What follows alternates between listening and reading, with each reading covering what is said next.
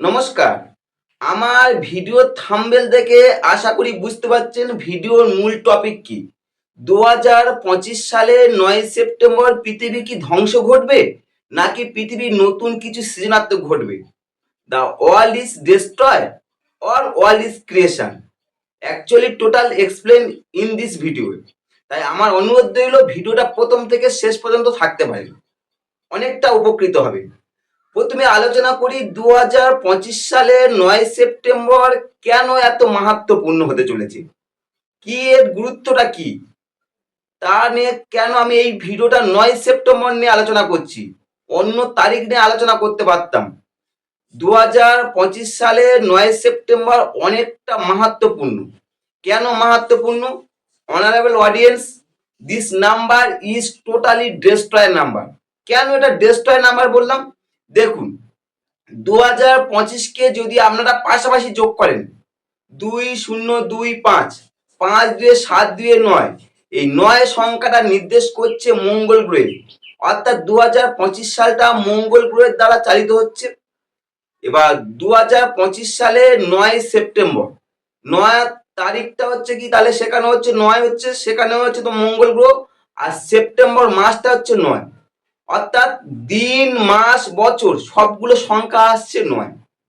এবার আমি সবগুলো সংখ্যাকে যদি আপনি যোগ করে দেখেন, দিন 9, মাস 9, বছর 9, তিনটাকে যোগ করে দেখুন, সেখানেও 27, সেখানে আসছে 9। অর্থাৎ এই 9 সংখ্যাটা পৃথিবীতে ইউনিভার্সালে সব থেকে ক্ষতিকারক নাম্বার ধরা হয়।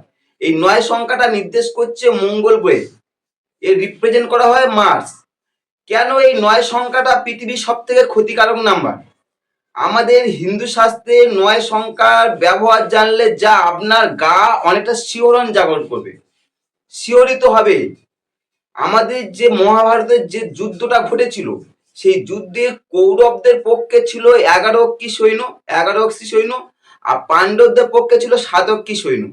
অর্থাৎ কৌরব আর পাণ্ডবদের মিলিত সৈন্য সংখ্যা ছিল 18 অক্ষী সৈন্য।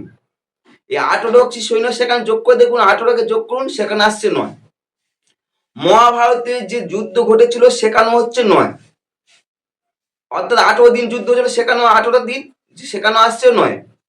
মহাভারতের যে সূত্র প্রবক্তা, যে সূত্রটা নীতি নির্ধারণ হয়েছিল, সেখানে সেই মহারথী ছিল 18 জন, 18 জন মহারথী মিলে এই সূত্রটা প্রবক্তা করেছিলেন।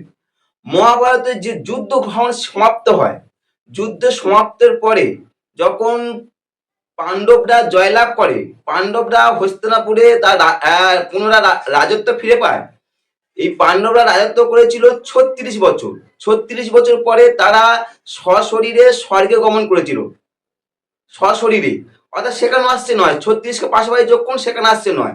তাহলে পৃথিবীতে 9কে অনেকটা যেমন ডেস্ট্রয়, আবার অনেকটা ক্রিয়েটিভ নাম্বার বলা হয়ে থাকে, সৃজনাত্মক নাম্বার বলা হয় থাকে। এই শুধু কি 9-এর কারণে পৃথিবী কি ধ্বংস হতে পারে 2025 সালের 9 সেপ্টেম্বর? না সুপ্রিয় দর্শক বন্ধু, আরো অনেক কিছু ঘটনা আছে। কি? 28শে সেপ্টেম্বর, গত 28শে সেপ্টেম্বর 2025-এ মঙ্গল তার সিংহ রাশি ত্যাগ করে কন্যা রাশিতে প্রবেশ করেছে। মঙ্গল সিংহ রাশিতে কেতুর সঙ্গে একটা অঙ্গারক যোগ অবস্থা ছিল, সিংহ রাশি ত্যাগ করে কন্যা রাশিতে প্রবেশ করেছে।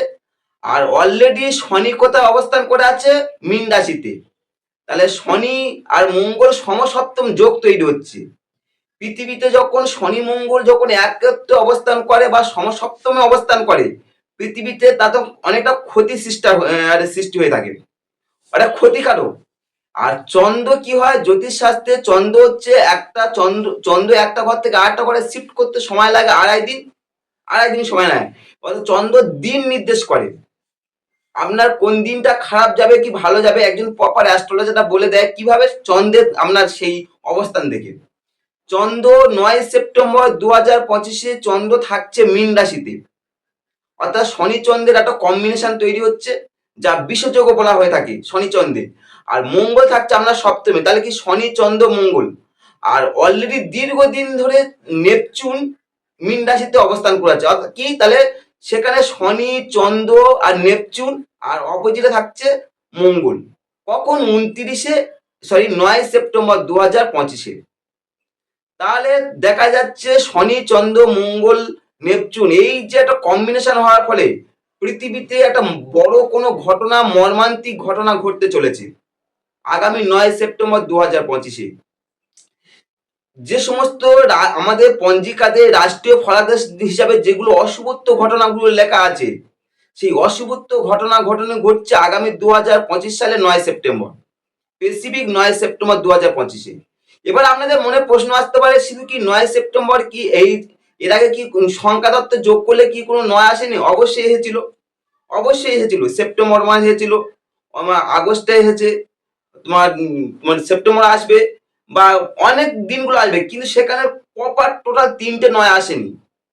3টে 9 একসঙ্গে দিন, মাস, বছর, এটাকে বলা হচ্ছে ইউনিভার্সালে বলছে লাইন পোর্টালস নাম্বার বলা হয়। এই নাম্বারে সব থেকে ক্ষতিকারক হয়, কারণ 2024 সালে যেটা আগস্ট মাসে ঘটনা হয়েছে 8ই আগস্ট, যে আরজি করে ঘটনা ঘটেছিল, নারকীয় ঘটনা, সেখানে দেখুন সবগুলো যোগ করলে সেখানেও 8 আসছিল। তাই 2025 সালে 9 সেপ্টেম্বর সত্যি খুবই খারাপ ঘটনা ঘটতে চলেছে। 9 সেপ্টেম্বর পেসিবি। এছাড়া স্বামী অচ্যুতানন্দ, যেটা চৈতন্যদেবের সমসাময়িক ছিলেন, গদাধর চৈতন্যদেবের সমসাময়িক অচ্যুতানন্দ, তার ভবিষ্যৎবাণিকা গ্রন্থে লিখে গেছিলেন যে 2025 সাল পৃথিবীর ক্ষেত্রে সব থেকে অশুভ বছর, এবং তৃতীয় বিশ্বযুদ্ধ শুরু হওয়ার একটা খুব সংকেতও লিখে গেছিলেন। সেখানে আমি আমার দৃষ্টিকোণ থেকে জ্যোতিষ সম্বন্ধে যতটুকু জ্ঞান অর্জন করেছি, তার দৃষ্টিকোণ থেকে 2025 সালে 9 সেপ্টেম্বর অনেক বড় কিছু ঘটনা ঘটতে চলেছে, স্পেসিফিক 9 সেপ্টেম্বর। আমি এটা আগস্ট মাসে পূর্বে, আমি এটা জুলাই মাসে এটা ভিডিওটা দিচ্ছি, আশা করি দেখতে পারেন। তাই আমার দৃষ্টিকোণতে বলি, এই সময় আপনারা বিশেষ করে 9 সেপ্টেম্বর অনেকটা সজাগ ও সচেতন থাকুন। পারলে ভগবানের কাছে আপনার শুভত্ব কামনা করুন, আর আপনারা প্রত্যেকে নিজের ইষ্ট মন্ত্র জপ করতে পারেন, অনেকটা শুভ থাকবেন। নমস্কার।